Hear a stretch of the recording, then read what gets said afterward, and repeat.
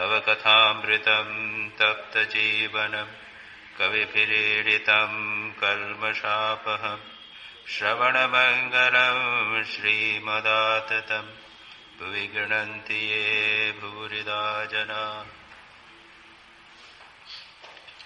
श्री रामकृष्ण वचनामृत परिच्छेद 61। श्री रामकृष्ण दशमी दक्षिणेश्वर में मंदिर भक्तों के साथ बैठे हुए हैं और एक भक्त माल अध्यात्म रामायण का पाठ हो रहा है। श्री रामकृष्ण ने रामलाल को गुह और निषाद की कथा सुनाने को कहा और उसके बाद में श्री रामकृष्ण ने आगे बातचीत प्रारंभ की। भोजन के बाद श्री रामकृष्ण थोड़ा आराम कर रहे हैं, मास्टर पास बैठे हुए हैं। इसी समय डॉक्टर श्याम तथा और भी कुछ आदमी आए। श्री रामकृष्ण उठकर बैठ गए और बातचीत करने लगे। आज शुक्रवार का दिन है, कम लोग हैं, लेकिन एक श्याम डॉक्टर आए हैं और श्री रामकृष्ण उनसे बात कर रहे हैं। श्री रामकृष्ण कहते हैं, यह बात नहीं कि कर्म बराबर करते ही जाना पड़ता है। ईश्वर लाभ हो जाने पर कर्म फिर नहीं रह जाते, फल होने पर फूल आप ही झड़ जाते हैं। जिसे ईश्वर प्राप्ति हो जाती है उसके लिए संध्यादि कर्म नहीं रह जाते। संध्या गायत्री में लीन हो जाती है, तब गायत्री जपने से ही काम हो जाता है और गायत्री का लय ओंकार में हो जाता है, तब गायत्री जप करने की भी आवश्यकता नहीं रह जाती, तब केवल ओम कहने से ही हो जाता है। संध्यादि कर्म कब तक हैं? जब तक हरि नाम या राम नाम में पुलक न हो, अश्रुधारा न बहे। धन के लिए या मुकदमा जीतने के लिए पूजा आदि कर्म करना अच्छा नहीं। यहां पर संक्षेप में श्री रामकृष्ण ने दो प्रकार के कर्मों की चर्चा की है। एक है जिसे हम सकाम कर्म कहते हैं, किसी इच्छा विशेष की पूर्ति के लिए, मुकदमा जीतने के लिए, धन प्राप्ति के लिए। श्री रामकृष्ण इसको कहते हैं ये अच्छा नहीं है। और जो दूसरा है वो श्री रामकृष्ण क्या कहते हैं, जो निष्काम कर्म है वो उसका प्रोसेस बताया। संध्या गायत्री में लीन हो जाती है, गायत्री जपने से ही काम होता है और गायत्री का लय ओंकार में होता है, तब गायत्री जप करने की भी आवश्यकता नहीं रहती। संध्यादि कर्म कब तक है? जब तक हरि नाम या राम नाम में पुलक न हो, अश्रुधारा न बहे। जो निष्काम कर्म है इसका उद्देश्य है चित्त शुद्धि। ये अच्छी तरह हमें समझ लेना चाहिए। यह आवश्यक नहीं है कि व्यक्ति सारे जीवन अपने कर्तव्य कर्म करते रहे। स्वामी विवेकानंद तो कहते हैं कि duty is a mid day sun, scorching sun. और ड्यूटी के नाम पर हम निरंतर कर्म करते जाते हैं, फंसे हुए हैं, मेहनत कर रहे हैं, लेकिन इसका भी अंत होता है। ये भी अगर कोई व्यक्ति निष्काम भाव से अपना कर्तव्य कर्म करे तो धीरे धीरे चित्त शुद्ध होकर ये चीजें विलीन हो जाती हैं। मानव में 3 गुण हैं, तमोगुण, रजोगुण और सत्वगुण। तमोगुण है एनर्शिया, हम कुछ काम नहीं करना चाहते, सोना चाहते हैं, नींद आती है, आलस्य है।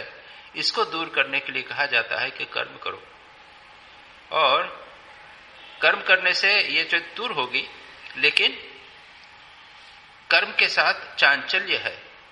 रजोगुण में चंचलता है, मन में अशांति आ जाती है, बैठे हैं नाना प्रकार के संकल्प उठते हैं, आदमी बैठ नहीं सकता, एक के बाद एक दूसरे संकल्प उठाता है मन में और कर्म में लगा रहता है।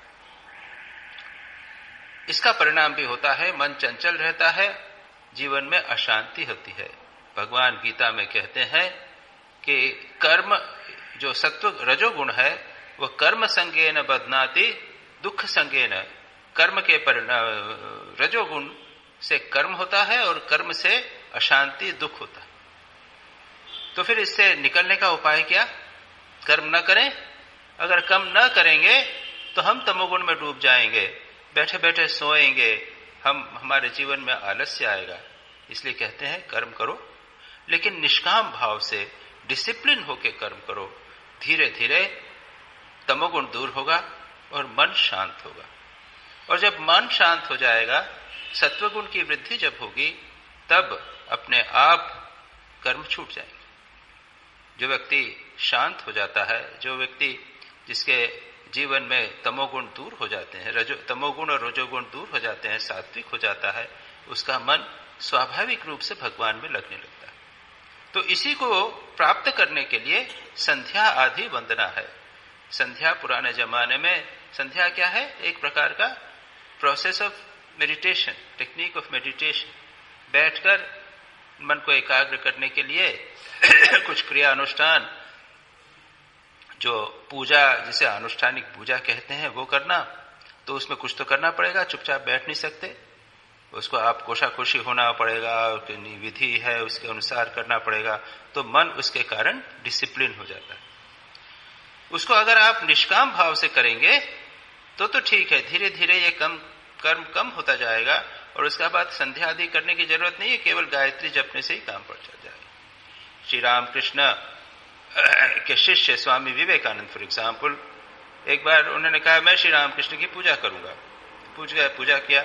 अब पूजा करने बैठे, आचमन किया, उसमें आचमन करता है, अंग न्यास कर न्यास होता है, भूत शुद्धि, आसन शुद्धि, पुष्प शुद्धि इत्यादि सब होते हैं। उन्होंने थोड़ा बहुत किया, आचमन इत्यादि किया, और उसके बाद में ध्यान में बैठ गए। जो अनुष्ठानिक पूजा करनी चाहिए थी वो पूजा हुई नहीं। अपने ध्यान में बैठ गए और क्या किया? मानसिक पूजा की, मन से श्री रामकृष्ण की पूजा की, और अंत में 1 घंटे 2 घंटे बैठे रहे। उसके बाद जब फूल थे सबको लेके उन्होंने समर्पित कर दिया। तात्पर्य क्या है? तात्पर्य यह है कि जब चित्त शुद्ध हो जाता है तो उसके बाद में ये अनुष्ठानिक पूजा, क्रियाकांड, कर्म की आवश्यकता नहीं रहती। जब तक हम समझते हैं कि मैं बहुत सारा काम कर सकता हूं, मेरा ये जिम्मेदारी है, ये करना है, वो करना है, ये सब ड्यूटी और रिस्पॉन्सिबिलिटी का या संकल्प का कि मैं ये सब कर सकता हूं, ये सब हमारे जब मन में रहेगा तब तक समस्या होती। लेकिन ये धीरे धीरे चित्त, अगर हम निष्काम भाव से कर्म करें तो यह सब छूटते जाते हैं, और अंत में व्यक्ति के मन में फिर संकल्प ही नहीं उठता, ये करूं, ये नहीं करूं, ये करूं, वहां जाऊं, ये करूं, ये हॉस्पिटल बनाऊं, ये स्कूल बनाऊं, ये आश्रम के लिए कुछ करना है, वो करना है, ये सब कुछ नहीं होता। घर के लिए कुछ करना है, कुछ नहीं होता। वो कर्म अपने आप छूट जाते हैं। इसके पहले श्री रामकृष्ण ने कहा कि लेकिन अगर आप धन के लिए, मुकदमा जीतने के लिए इत्यादि के लिए पूजा करोगे तो ये सकाम पूजा है, ये बंधन का कारण होगा। ये एक बहुत महत्वपूर्ण विषय है। सामान्यतः इसके ऊपर चर्चा नहीं होती, क्योंकि हम सब कर्म त्याग के अधिकारी नहीं। हम सभी के जीवन में कर्म के संकल्प हैं, हम करते हैं, हमारी जिम्मेदारी का अनुभव करते हैं, हम अकर्ता अपने को नहीं समझते। भगवान ने गीता में 2 अध्याय का प्रारंभ, अंत के 2nd पोर्शन से, जहां पर वे कहते हैं ऐशा ते अभिहिता सांख्य बुद्धि योगे तिमांशुतु, जहां पर वे कर्मयोग की बुद्धि की बात करते हैं, वहां पर वे कहते हैं कर्मण्येवाधिकारस्ते मां फलेषु, फल की इच्छा त्याग करके तुम कर्म करो। और तो क्या कहे, माते अस्तु असंग, माते अस्तु कर्मण्येवाधिकारस्ते मां फलेषु कदाचन, मां कर्म फल हेतुर्भू माते संगोस्तु अकर्मणि। तू कर्म को के फल को हेतु मत बना, कर्म का फल प्राप्त करने की इच्छा से प्रेरित होकर कर्म मत कर, और अकर्म भी मत कर। यानी अकर्म के साथ बैठा रहे, कुछ नहीं, काम छोड़ दूंगा क्योंकि कर्म तो बंधन है इसलिए मैं कर्म नहीं करूंगा, ऐसा नहीं। तो ये दूसरा काम भी नहीं कर। ये 2 बातें भगवान वहां पे क्या है, कर्मफल त्याग करके कर्म करने की बात कहते हैं, और उसके आगे चल के भगवत समर्पित बुद्धि से कर्म करने की बात कहते हैं, यज्ञार्थ कर्म करने की बात कहते हैं। और भी आगे चले, भगवान कहते हैं अहंकार मत रहो, ये इंद्रियां विषयों में चल रही कर्म कर रही हैं। इंद्रिया विषया विशेष वर्तनते, जो भी कुछ काम कर रहे हो ये सोचो कि कुछ नहीं कर रहे हो, खाते पीते उठते बैठते चलते फिरते, इंद्रियाणि इंद्रियार्थे तो वर्षन्ते इति मत्वा न सज्जते। प्रलपन विसृजन गिंडन उन्मिशन निमिशन नपि इत्यादि सब बोल के कई प्रकार के एटीट्यूड दृष्टिकोण बताया श्री रामकृष्ण भगवान श्री कृष्ण ने गीता में, जिसके माध्यम से हम निष्काम भाव से कर्म कर सकें। और तब क्या होगा? छठे अध्याय में आकर भगवान कहते हैं कि तब व्यक्ति का मन शांत हो जाएगा और वो योगारूढ़ हो जाएगा। वहां पर कहते हैं अनाश्रितः कर्म फलम कार्यम कर्म करोति यह स योगी च सन्यासी च न निरग्निर न अचक्रिय। क्या कहते हैं? वो है सन्यासी। कौन सन्यासी? क्या करता है? सब कर्म त्याग देता है। सन्यासी को हम जो विधिवत सन्यास ले लेते हैं उसके बाद संध्या वंदना का अधिकार नहीं रहता। और निरग्निर यानी वह फिर अग्निहोत्र इत्यादि कर्म नहीं कर सका। जहां पे अग्नि जलाई जाती है, पुराने जमाने के अंदर अग्नि, घर के अंदर अग्नि जलाई जाती थी और उसमें अग्निहोत्र नियमित रूप से प्रतिदिन गृहस्थ करता था, उसको वो त्याग देता है। अक्रिय क्रिया नहीं करता कोई भी। वो जितने भी उसके जो कर्मकांड है, क्रिया है, रिस्पॉन्सिबिलिटीज हैं संसार के प्रति, पुत्र पौत्र आदि के प्रति, माता पिता के प्रति, सब त्याग देता है। सब कर्म वो त्याग देता है ऐसा सन्यासी।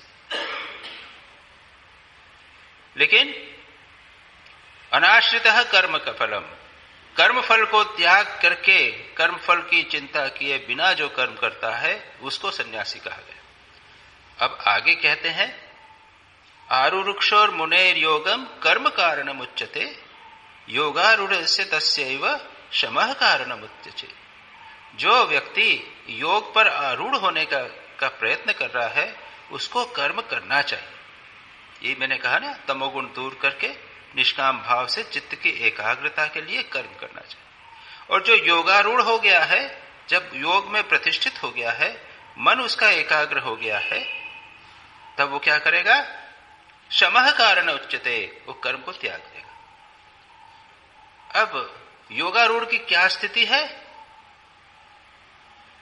योगारूढ़ कैसे होता है? यथा ही न इंद्रियार्थेषु न कर्मसु अनुसज्जते सर्व कर्म संन्यासी योगारूढ़स्तथा उच्यते। यदा ही न इंद्रियार्थेषु, इंद्रियों के विषय में जो अनुसज्ज नहीं होता यानी चिपकता नहीं, इंद्रियों के विषय के प्रति जिसका आकर्षण नहीं है, भोग के प्रति आकर्षण नहीं है, और न कर्म में भी चिपका नहीं है। कर्म में प्रवृत्ति, ये करूंगा वो करूंगा, कर्म में लोगों की काफी प्रवृत्ति है, एक कर्म ले लिया तो उसको छोड़ना नहीं चाहते। न कर्मसु अनुसज्जते, और सर्व संकल्प संन्यासी, मन में कोई संकल्प नहीं उठता ये करना वो करना, प्लान नहीं होता इत्यादि, ये योगारूढ़ होता है। 5 अध्यायों में गीता का चित्त शुद्धि के लिए कर्मयोग बताने के बाद में भगवान छठे अध्याय में मन को एकाग्र कैसे करना यह बताया। और यहां पर भी श्री रामकृष्ण यही कहते हैं, निष्काम रूप से अगर आप कर्म करो तो बाद में उसके ऊपर की स्थिति आती है।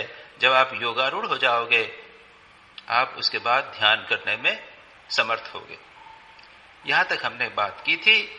एक भक्त कहते हैं, धन की इच्छा तो देखता हूं सभी करते हैं। केशव सेन को भी देखिए किस तरह महाराजा के साथ उन्होंने अपनी लड़की का विवाह किया।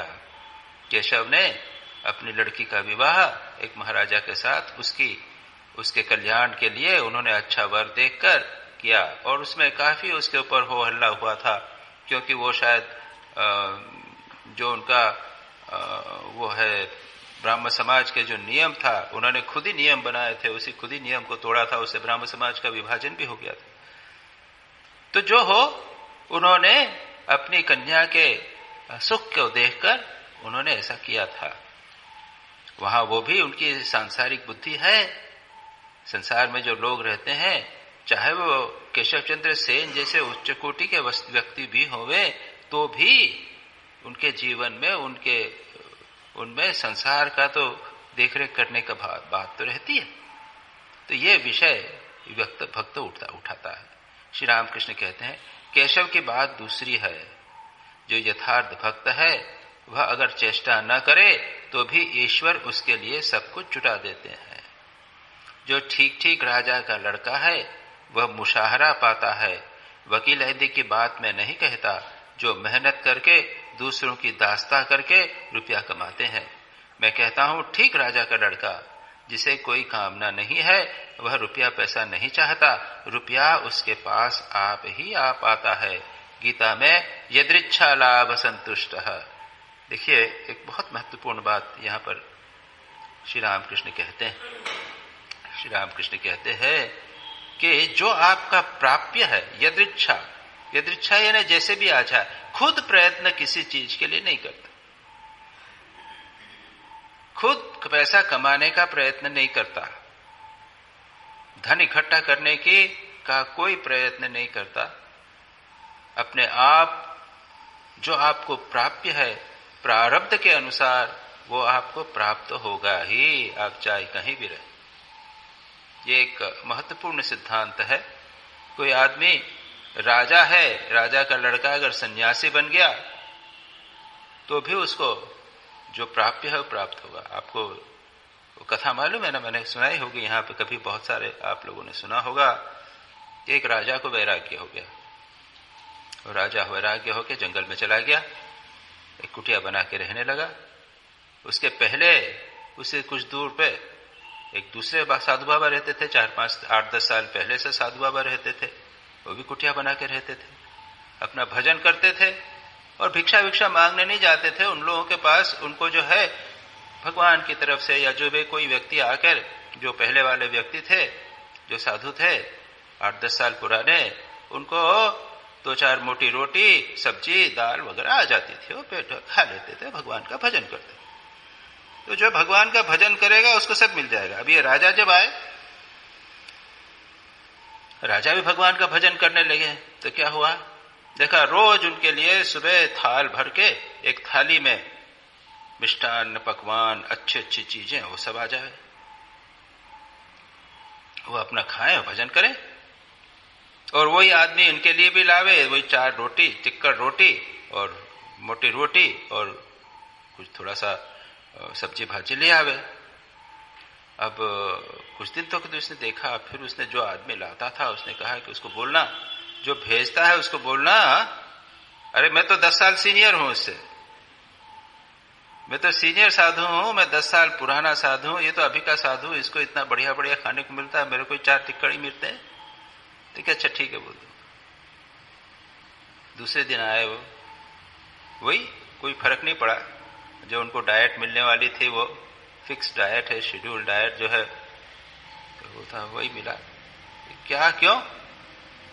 देखिए भगवान ने कहा है, जो भगवान आप जो करते हो, देखिए साधु जब एक कोर्स पर ठीक ठीक भगवान का नाम करेगा तो भगवान देख रेख करते हैं, याद रखिए, भगवान सब देख देख करते हैं, वो सबको देखते हैं। अरे वो चींटी को भी ठाकुर बोलते हैं, श्री रामकृष्ण बोलते हैं, चींटी के भी कष्ट होता है तो भगवान को पता चलता है, आपका होगा तो पता नहीं चलेगा, वो सब भगवान देखते हैं।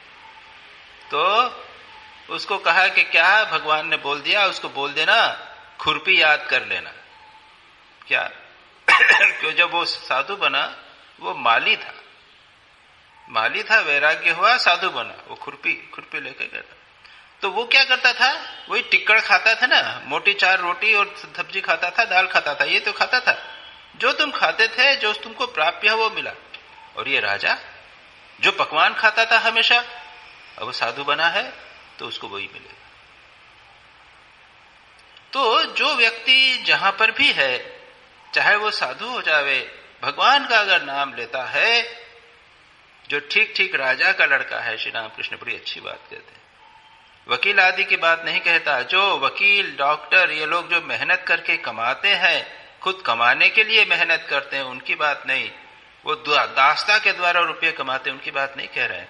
लेकिन जो ठीक ठीक राजा का लड़का है, जिसमें कोई कामना नहीं है, याद रखिए, अगर कामना वासना नहीं है तो जो आपको प्राप्य है वो मिलेगा। मां शारदा ने भी यह बात बहुत स्पष्ट कही है। मां शारदा कहते हैं कि देखो, तुमको जो प्राप्य है, what you are ordained or what you are entitled, जो आपके जिसका तुम्हें अधिकार है, याद रखिए। अगर कोई आदमी बहुत प्रतिभावान व्यक्ति है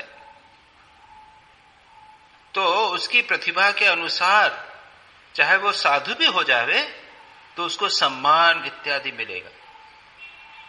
अगर कोई व्यक्ति निकृष्ट मन का है, उसका मन इतना विकसित नहीं है, उसके अनुसार चाहे वो संसार में रहे चाहे संसार छोड़ जावे, उसके अनुसार उसको जो प्राप्य है वो मिलेगा। लेकिन मां शारदा कहती हैं कि अगर तुम में वासना है तो कष्ट पाओ। ये वासना के कारण कष्ट होता है, क्योंकि वासना को प्राप्त करना, पूर्ण करने के लिए मेहनत करता है। ये करना, वो करना, वो करना, कभी पूर्ण हुई नहीं हुई, कब अपनी इच्छा से तो संसार चलता नहीं। हम चाहते हैं कि इतना बहुत बड़ा मकान बने, नहीं बन पाया, उसके लिए पैसा इकट्ठा करना, ये सारी समस्या। लेकिन अगर आपका प्राप्य है, भगवान पर पूर्ण रूप से अगर कोई समर्पित है, तो जो प्राप्य है उसको आप पर अवश्य मिले। श्री रामकृष्ण यही कहते हैं, जिसे कोई कामना नहीं वह रुपया पैसा नहीं चाहता, रुपया उसके पास आप ही आता है। यदृच्छा लाभ, उसको कभी कमी ही नहीं होती। भगवान सबको देखते हैं, सबके लिए। वो कहानी श्री रामकृष्ण स्वयं सुनाते थे। एक बाल ब्रह्मचारी, उसने कभी किसी नारी को नहीं देखा, बड़ा हुआ, भिक्षा करने गया तो एक युवती आई उसको भिक्षान्न देने के लिए। तो उसने पहली बार युवती को देखा तो उसने बड़ा आश्चर्य हुआ उसको। उसने कहा कि माँ तुम्हारे सीने के ऊपर ये फोड़े कैसे हो गए? बेचारी शर्मा के चली गई। उसकी माँ आई, उसने बताया कि देखो बेटा, तुम तो जानते नहीं हो, बच्चे हो, ये है कन्या, इसके सीने के ऊपर स्तन है और भगवान ने ये बनाए हैं, इसको पुत्र होगा, संतान होगी तो दूध पीने के लिए भगवान ने बनाया। अरे भगवान ने संतान हुई नहीं उसके पहले उसके खुद दूध पीने के लिए सारी व्यवस्था कर दी है, और मैं फिर क्यों करूं? मेरी भी व्यवस्था भगवान ने की दे, मैं भिक्षा मांगने क्यों जाऊंगा? वो चला गया वापस। जो ठीक ठीक सन्यासी ऐसे भी हैं, भिक्षा नहीं मांगते रहते हैं, उनको मिल जाता है। स्वामी विवेकानंद ने ट्राई किया था एक बार, देखें भिक्षा करने मांगने नहीं जाता हूं, मेरे को व्यवस्था होती कि नहीं। जा रहे हैं, भूखे हैं, सारा दिन भूखे रहे। शाम को वो जा रहे थे, गोवर्धन की परिक्रमा या कहां पे थे, तो किसी ने सुनाया, अरे बाबा जी ठहरो। वो रुके नहीं, आगे चले गए। ठहरो ठहरो, उसके सामने साथ में कुछ था। और फिर आगे जाकर भागने लगे। वो दौड़ के आया, दौड़ा, पकड़ा उनको और खिलाया। तो जो ठीक ठीक भगवान के शरणागत हों, भगवान उनको देखता है। ये एक बहुत महत्वपूर्ण बात हम यहां देखते हैं। जो सद ब्राह्मण है, जिसे कोई कामना नहीं है, वह चमार के यहां का भी सीधा ले सकता है।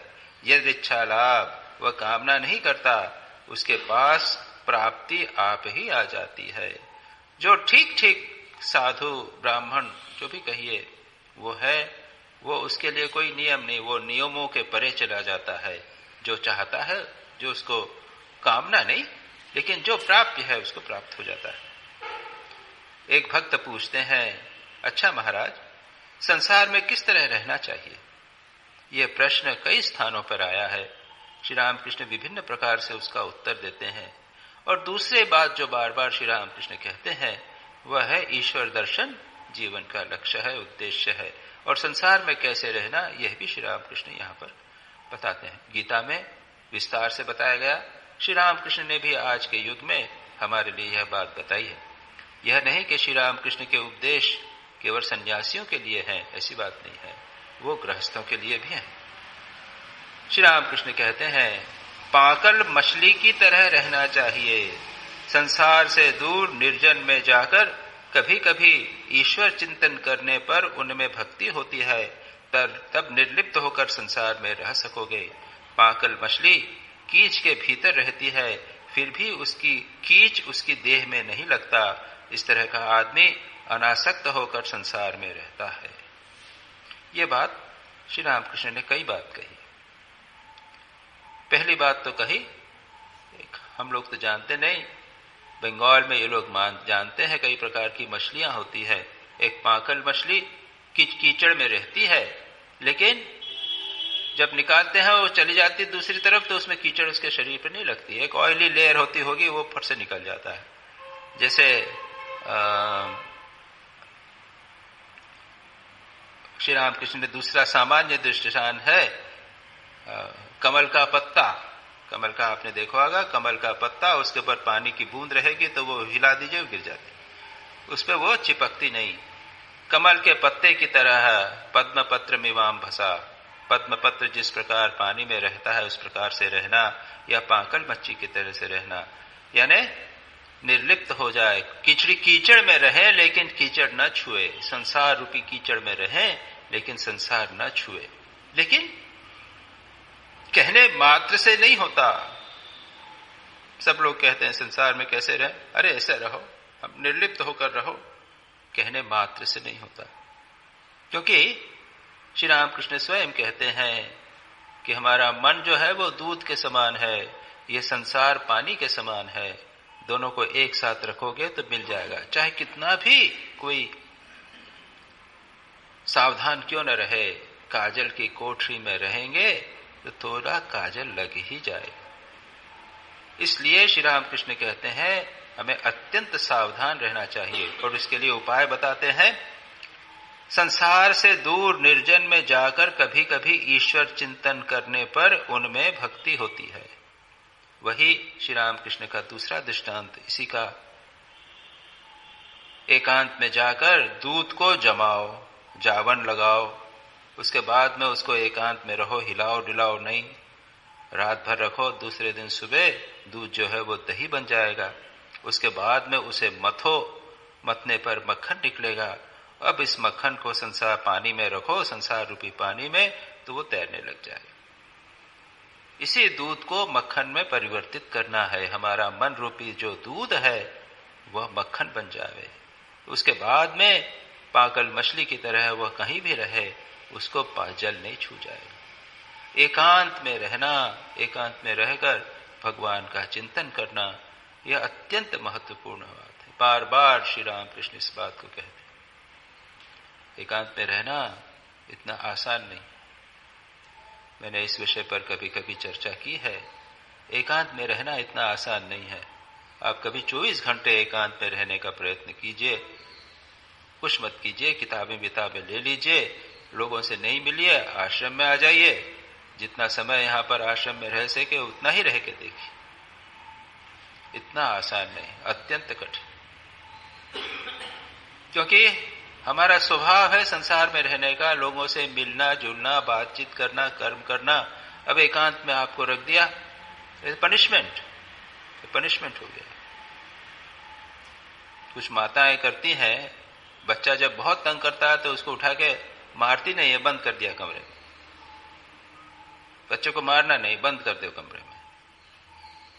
मारने से उसका प्रभाव बुरा होता है। उसको पनिशमेंट कर, नहीं अब तुमको बंद कर देंगे, तुम बहुत शैतानी करते हो। जब बंद कर दिया तो उसको बहुत बड़ा पनिशमेंट हो जाता है। उसको लगता है अरे बाप रे मैंने गलती किया। या फिर उसको, अब वो बच्चे तो नहीं मानेंगे, लेकिन बिठा दिया दीवार की तरफ, कमरे कोने में बिठा दिया, दीवार की तरफ मुंह करके, इधर नहीं देखना, ये पनिशमेंट हो गया। तो हमारे मन की भी वृत्ति है बहिर्मुखी, और अगर उसको एकांत में रखोगे तो उसके लिए पनिशमेंट हो जाता है और छटपट करता है मन। फिर बहुत सारी इधर उधर की बातें उत्पन्न होने लग जाती है और बैठना नहीं चाहता है, बड़ा खराब लगता है। इसलिए धीरे धीरे, कभी 2 घंटा, कभी 6 घंटा, कभी 8 घंटा, फिर धीरे धीरे 24 घंटा एकांत में रहे, तब ठीक होता है। श्री रामकृष्ण यहां तो नहीं कहते, अन्य स्थान पर वो कहते हैं कि 3 दिन रहो तो भी अच्छा है, 7 दिन रहो एकांत में तो भी अच्छा है, 15 दिन, 3 महीने, इतना आसान नहीं।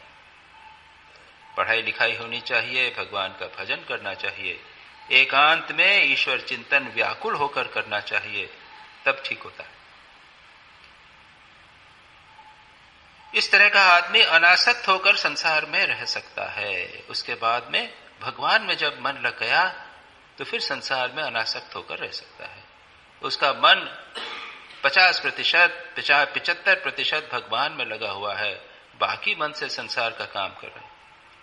लोग सब स्वामी विवेकानंद को देखते हैं, उन्होंने कितना कर्म किया, कितना प्रचार कार्य किया, भारत के उत्थान के लिए उन्होंने कितना काम किया, यह आदर्श के रूप में, कर्मयोग के रूप में हमारे सामने प्रतिष्ठित करते हैं।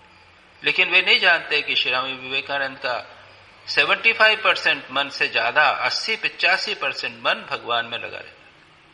वो जब थोड़ा सा बैठते थे ध्यान में तो मन चला जाता था। अमेरिका में तो जहां वे प्रचार इत्यादि करते थे, वहां पर तो उनको अपने मन को बाहर लाने के लिए, लेक्चर देने के लिए, जाने के लिए, कर्म करने के लिए प्रयत्न करना पड़ता था अपने मन को बाहर लाने के लिए। तो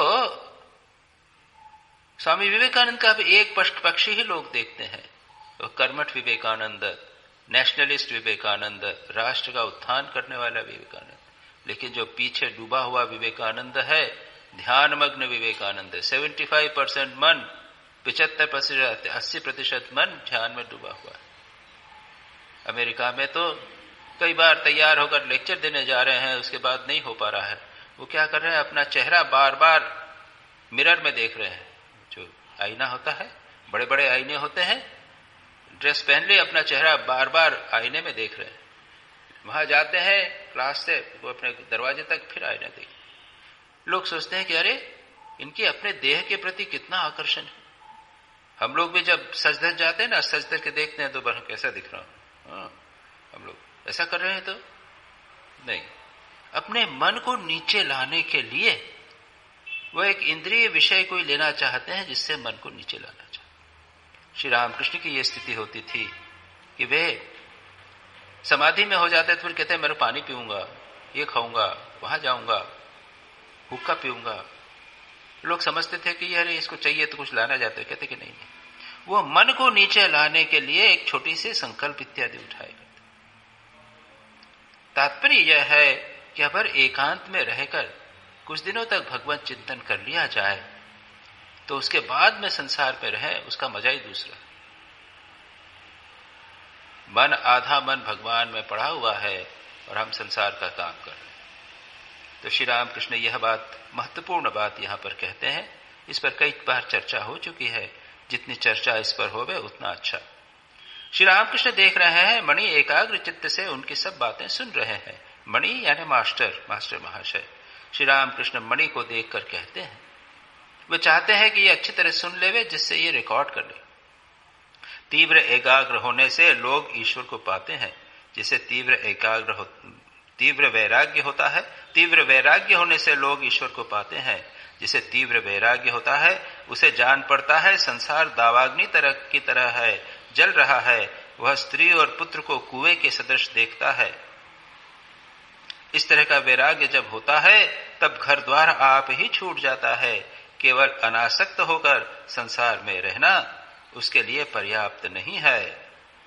कामनी कांचन यही माया है। बहुत महत्वपूर्ण और दूसरी बात कर रहे हैं। माया को अगर समझ लो, पहचान लो तो वह आप लज्जा से भाग खड़ी होती है। एक आदमी बाघ की खोल ओढ़कर भय दिखा रहा है। जिसे भय दिखा रहा है उसने कहा मैं तुझे पहचानता हूं, तो हिरुआ है। वो तब हंसकर चला गया और किसी को दूसरे को भय दिखाने लगा। ये दो बातें कही। यहां पर पहली बात जो श्री रामकृष्ण कह रहे हैं, अभी क्या कहा, संसार में रहो। कैसे?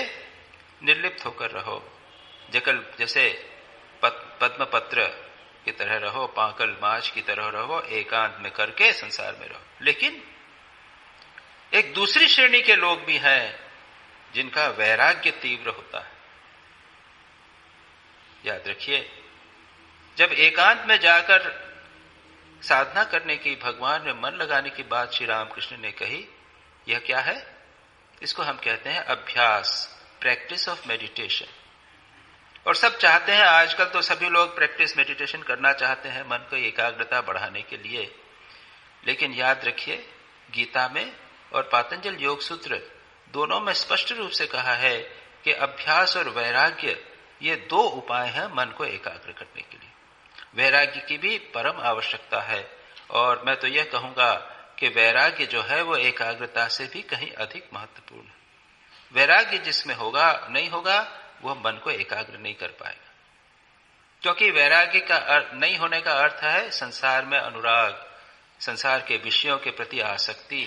मन बार बार उस ओर जाएगा, संसार की ओर विषय मन जाएगा, और आप कितना खींचोगे, बार बार वहां जाएगा, तब भगवान में मन कैसे लगेगा। इसके लिए वैराग्य आवश्यक है। तीव्र वैराग्य होने से लोग ईश्वर को पाते हैं। ईश्वर में मन लगाने की बात कही ना, ईश्वर चिंतन करने पर उनमें भक्ति होती है, उसके साथ वैराग्य भी होना चाहिए। वैराग्य होने पर भी भक्ति होती है, तब लोग ईश्वर को पाते हैं। संसार से मन हटाए बिना भगवान में मन लग नहीं सकता। और ऐसे व्यक्ति की परिस्थिति ऐसी होती है, आधा संसार खींच रहा है, आधा भगवान खींच रहा है, मन खींच रहा है। झटपट हमारी अधिकांश लोगों की हमारी स्थिति यही है, संसार के प्रति आसक्ति बनी हुई है, वैराग्य नहीं है। इसलिए हम आगे बढ़ नहीं पाते, भगवान की ओर जा नहीं पाते, जहां है वहां के वहां रह जाते हैं सारा जीवन। इसके लिए श्री रामकृष्ण कहते हैं तीव्र वैराग्य होना चाहिए। पातंजल योग सूत्र में 4 प्रकार के वैराग्य की 4 श्रेणियां दी गई हैं। यतमान, व्यतिरेक, एकेंद्रिय और वशीकार।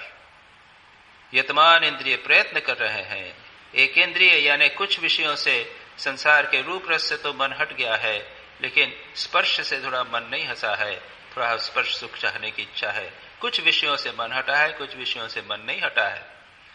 और एकेंद्रिय, संसार के इंद्रिय विषयों से मन हट गया है, मन में थोड़ा रस बना हुआ है।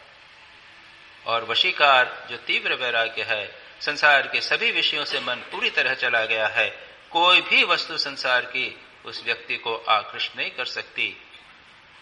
वो तो होता है तीव्र वैराग्य। श्री रामकृष्ण दूसरा दृष्टांत देते हैं तीव्र वैराग्य का। कहते हैं 2 किसान थे, और वो अकाल पड़ा, बारिश नहीं हुई, नहर से पानी लाना पड़ेगा, काटना पड़ेगा, नहीं तो फसल नहीं होगी। एक किसान गया, वो नहर काटने लगा। टाइम आया 12 बजे का, 1 बजे का, उसकी पत्नी आई, चलो चलो खाना खा लो, उसके बाद करना। कि अरे काम करना है, अरे तुम तो लगे ही रहते हो, तुम तो बड़े हठी हो, चलो खाना खा के आना। अच्छा तू बोलती है तो चल। वो चले गए खाना खाने, खाना करे, आराम कर लेना। वो आराम किया, वो नहर काट के नहीं ला सका। दूसरा किसान, उसने नक्की किया कि मैं आज नहर काट के आऊंगा। गया, काम करने लगा, नहर काट रहा है। उसकी बिटिया आई, उसका कहे बाबा बाबू माँ ने बुलाया है, चलो खाना खाने चलो। तो कि जा मैं आता हूं। चला गया। 1 घंटा हो गया, 2 घंटा हो गया। उसकी पत्नी आई, अरे कब चलोगे, खाना वाना नहीं खाओगे क्या, तुम तो ऐसे ही हट करते रहते हो, चलो चलो चलो खाना खा के कर। वो कुदाल लेके उसको मारने लगा है, गालियां देता हुआ कि साली समझती नहीं है, भूखे बच्चे मर जाएंगे, और अभी तो ये भाग यहां से। वो बेचारी डर के मारे भाग गई। शाम तक बैठ के उसने लग के काम किया। आखिरी में अंधेरा जब हो रहा था तब तक कट गया। नहर काटी, पानी जब अपने खेत में आने लगा तब निश्चिंत होकर देखता रहा। फिर आया घर पे कि दे पानी दे, तेल लगा। तेल लगा के स्नान करके खा पी के फर्राटे मार के सो। इसको कहते हैं दूसरा वैराग्य का दृष्टांत श्री रामकृष्ण कहते थे। ये जैन कथा है। एक आदमी को वैराग्य हुआ तो उसने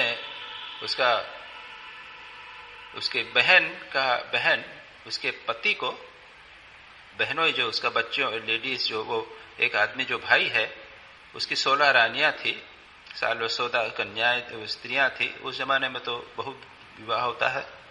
वो एक एक करके उसको डिसाइड किया उसने कि एक एक करके मैं त्याग दूंगा। अब इसकी बहन जो है वो दुखी है, उसको जरा उदास हो गई है। अपने पति की वो तेल लगा रही थी तो आंसू उसके आंख से इसके ऊपर गिरा। तो उसके पति ने देखा क्या बात है, तू रो क्यों रही है। तो क्या बताऊं, मेरे जो भाई है उसको वैराग्य हो गया है, वो सन्यासी हो जाएगा, वो क्या कर रहा है, क्यों, क्या हुआ? अब वो एक एक करके पत्नियों को त्याग कर रहा है। तो उसने हंसते हुए, अरे ऐसे थोड़ी होता है वैराग्य, वैराग्य ऐसे नहीं होता है एक एक करके पूरा होता है वैराग्य। तो उसने ऐसे ही कह दिया, अरे तुमसे तो अच्छा ही है, तुम तो कुछ नहीं छोड़ सकते, हाँ वो थोड़ा थोड़ा तो कर रहा है। तो उसने कहा, देख ऐसे होता है वैराग्य। वो नहाने के लिए गमछा लेके बैठा हुआ था, गमछा लेके चल दी। इसको कहते हैं तीव्र वैराग्य। और भी मैंने दृष्टांत दिया था स्वामी जगदानंद जी का, संभवतः आप लोगों को याद होगा या कुछ लोगों को याद नहीं होगा, मैं उनके लिए बता दूं। ये श्री रामकृष्ण लीला प्रसंग नामक एक पुस्तक है हिंदी में, बंगाली में, उसका इंग्लिश ट्रांसलेशन किया है स्वामी जगदानंद जी ने। वे ब्रह्मज्ञ पुरुष थे, ब्रह्मज्ञान में प्रतिष्ठित थे, मां शारदा के शिष्य थे और संन्यास होने के पहले विवाहित थे और पंडित थे, शास्त्रों के, संस्कृत के विद्वान, वेदांत के पंडित थे और उस समय भी क्लास लिया करते थे। बृहदारण्यक उपनिषद की क्लास ले रहे थे और उसमें एक प्रसिद्ध मंत्र आता है, एक वाक्य आता है, यद अहरेव विरजेत तद अहरेव प्रव्रजेत। जिस अह यानी जिस दिन, विरजेत यानी वैराग्य होवे, तद अह उस दिन ही परिप्रवृज्जा ले ले यानी संन्यास ग्रहण कर ले, संसार त्याग दे। उन्होंने व्याख्या करते हुए कहा कि यद अह, जिस दिन भी तीव्र वैराग्य, सच्चा वैराग्य, ऐसा ढीला ढाला मरकट वैराग्य नहीं, थोड़ा थोड़ा सा नहीं, नरम नरम वैराग्य नहीं, तीव्र वैराग्य होवे। मैं व्याख्या करते हुए कहा कि तीव्र वैराग्य चाहे ब्रह्मचर्य आश्रम में हो, गृहस्थ होवे तो भी अगर तीव्र वैराग्य हो, जैसा अभी दृष्टांत दिया, वानप्रस्थी होवे तो भी सन्यासी की बात ही छोड़ दीजिए, किसी भी आश्रम में, किसी भी परिस्थिति में वो सन्यासी हो सकता है। ब्राह्मण, क्षत्रिय, शूद्र, वैश्य, जो भी तीव्र वैराग्य यदि होवे, उसी समय त्याग करके चला जावे। तो वहां पर तो सब गृहस्थ बैठे हुए थे, विद्वान थे, पंडित भी थे। उन्होंने कहा कि यह आपने जो बात कही ये ठीक नहीं लगता। अगर गृहस्थ किसी गृहस्थ व्यक्ति को वैराग्य होवे तो वो ऐसा आसानी से नहीं छोड़ सकता, उसको निर्लिप्त होकर संसार में रहना चाहिए, जैसा श्री रामकृष्ण ने आगे कहा। अभी बात कही ना, श्री रामकृष्ण दोनों बात कहते हैं, संसार में निर्लिप्त होकर रहो, लेकिन कहते हैं दूसरी तरह के लोग भी होते हैं, मास्टर महाशय को बताते हुए कह। तो उन्होंने कहा कि नहीं, शास्त्र में जो लिखा है उसमें यही बात है, आप व्याख्या करें वो ठीक है, लेकिन मैं स्वीकार नहीं करता। जब अगर तीव्र वैराग्य, सच्चा वैराग्य हो, उसी क्षण, उसी दिन व्यक्ति इसको छोड़ के जा सकता। वहां बहस हो गई कि नहीं नहीं, आपकी व्याख्या जो है वो शास्त्र की नहीं है, ये अव्यवहारिक है, शास्त्र ऐसी बात नहीं कहेंगे जो व्यवहार में संभव नहीं है। तो उन्होंने कहा नहीं, संभव है ये, इसलिए नहीं तो शास्त्र क्यों कहते। और देखो मैं चला, उसी समय छोड़कर चल दिया। जैसे बैठे हुए थे वहां से क्लास को छोड़कर घर नहीं गए अपनी पत्नी को बोलने के लिए, अनुमति लेने के लिए, सीधे चले गए। ये स्वामी जगदानंद जी थे। तो यहां पर श्री रामकृष्ण कहते हैं ईश्वर, तीव्र वैराग्य होने से लोग ईश्वर को पाते हैं। और तीव्र वैराग्य का इंगित क्या है, कैसे पता चले कि मुझे तीव्र वैराग्य है? जिसे तीव्र वैराग्य है उसे जान पड़ता है संसार दावाग्नि की तरह है, संसार जो है वो भयानक अग्नि की तरह है। जंगल में जैसे आग लग गई, जंगल में आग लग गई, आप समझ लीजिए कितनी बड़ी आग। अब छोटी सी आग जलाते हैं, लकड़ियां लग कर जा रही, सारा का सारा जंगल भयानक आग। तो जो आदमी तीव्र वैरागी है उसको संसार भयानक लगता है, अग्नि कुंड लगता है, कहां फंसे हैं, बाप रे बाप, कैसे निकले यहां से, सब पूर आग ही आग, जल जाएंगे। और स्त्री और पुत्र को कुएं के सदृश देखता है, ये बंधन है, कहां फंस गया। जो घर है वो कुआं, एक दूसरे स्थान पर कहा है कि जो घर है वो कुआं लगता है, और स्त्री पुत्र जो अपने इतने प्रिय हैं वो उस कुएं में सांप बिच्छू जैसे लगते। आप समझ लीजिए ऐसी स्थिति। ऐसा जिस व्यक्ति को होता है वो ठीक ठीक वैराग्य है। इस तरह का वैराग्य जब होता है तब घर द्वार आप ही छूट जाता है। वो संसार में अनासक्त होने की बात नहीं है, अपने आप छूट जाता है। वो रहता इस तरह का है। लोग कहते हैं अरे ये क्या करें, ये तो संसार में रहता ही नहीं है, अनासक्त है। इसका श्रेष्ठ दृष्टांत है तीर्थंकर महावीर, जैन धर्म के जो 24वें तीर्थंकर थे, वर्धमान महावीर। वो जब उम्र हुई, उन्होंने कहा कि मैं संन्यास लेना चाहता हूं। उनके माता पिता नहीं थे, बड़े भाई थे। उन्होंने कहा कि नहीं, संन्यास नहीं लेना। कुछ नहीं बोले, लेकिन संसार में फिर इस तरह रहने लगे, किसी चीज में रुचि नहीं, जो मिल जाए सो खा लिया। कोई कपड़े लत्ते, खाने पीने, किसी चीज में मन नहीं उनका। वो संसार में रह रहे हैं, लेकिन इस तरह रह रहे हैं जैसे जंगल में रह। तब जब उनके भाई ने देखा उसको, तब उन्होंने कहा अरे इसको संसार में रखने से क्या हो, ये तो संसार में है ही नहीं, केवल शरीर मात्र उसका संसार में है, मन तो इसमें है ही नहीं। तब उनको उन्होंने अनुमति दे दी, वो छोड़ के चले सन्यासी। ठीक ठीक फॉर्मल सन्यास उन्होंने ले लिया। तात्पर्य यह है, श्री रामकृष्ण ने in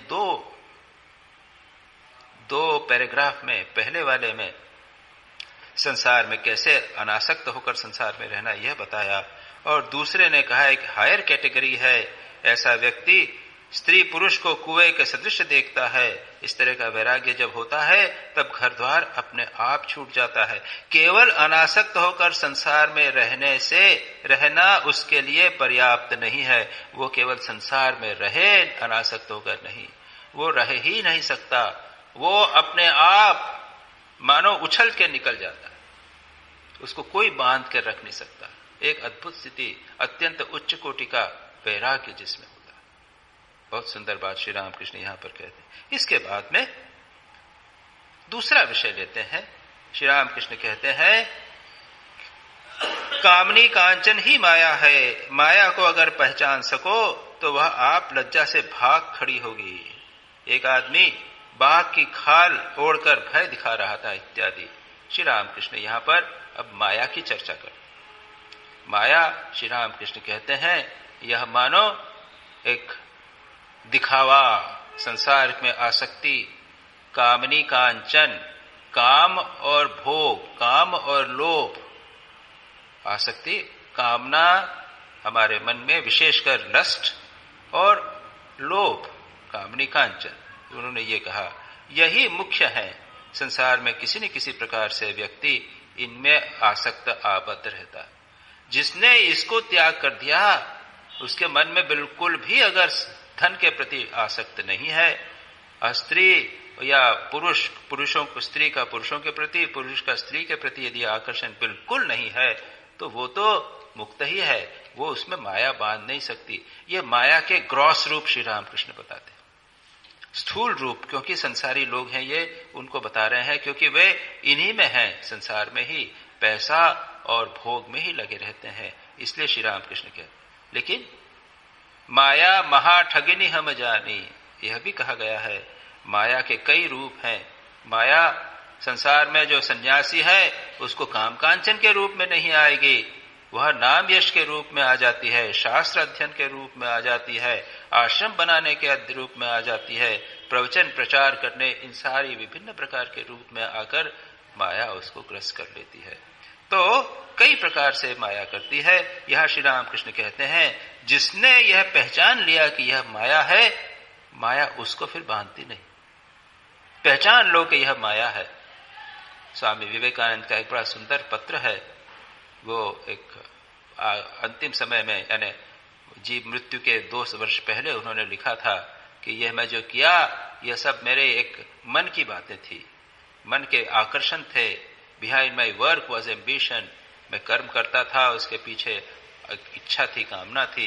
behind my love was personality, behind my guidance was leadership इत्यादि सब कहते हैं। वो एक प्रकार से अत्यंत सूक्ष्म वासना, अत्यंत सूक्ष्म माया, उसको हम नहीं समझ सकते हैं, बहुत ही उच्च कोटि की चीज है। श्री रामकृष्ण ने क्या किया था? अगर इसको अपने स्वरूप का पता चल जाएगा तो यह छोड़ के चला जाएगा। थोड़ा सा आवरण इन महापुरुषों के मन में रहता है, जिस आवरण के कारण जगत कल्याण होता है। उनकी इस प्रकार की स्वीकारोक्ति को हमें उनकी निम्नता स्वीकार नहीं मानना चाहिए। हम लोग से बहुत बहुत ऊंचे हैं। वो छोटा सा आवरण, छोटी सी जरा सी 1% माया नहीं होती तो वो संसार का कर्म नहीं करते, उनसे कर्म हो ही नहीं सकता, वो छूट जाते। तो श्री रामकृष्ण यहां पर हम लोगों जैसे लोगों के लिए कह रहे हैं कि हमारे लिए तो माया ने स्थूल रूप धारण करके हमको पकड़ रखा है, उसको आज हम त्याग करेंगे तो सूक्ष्म रूप से वह हमारे फिर पुनः आ सकती है, यह भी संभावना है। इसलिए इस विषय में सावधान रहना चाहिए। इसके आगे की चर्चा हम अगली बार करेंगे।